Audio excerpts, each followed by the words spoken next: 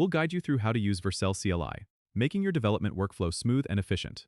If you find this helpful, consider subscribing and liking the video. First, open your terminal on your desktop and make sure you have Node.js installed, as it's required for Vercel CLI.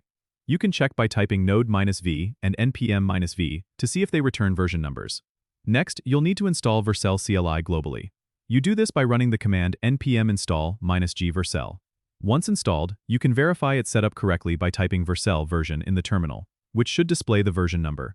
Now, to deploy your project, navigate to the directory of your project by using the cd command, followed by the path to your project folder. Once you're in the right directory, type Vercel and press enter. This command will start the deployment process. If it's your first time using Vercel CLI, it will ask you to log in. Follow the prompts to log in with your Vercel account. If you don't have one, you can create it by visiting vercel.com. After logging in, the CLI will guide you through the deployment process, asking questions about your project like which framework you're using or if you want to create a new project.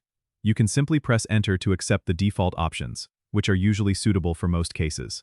Once the deployment is complete, Vercel will provide you with a URL where you can view your live project. If you need to redeploy after making changes, you can just run Vercel again in your project directory. Each deployment is given a unique URL, and Vercel will automatically handle the build and deployment process.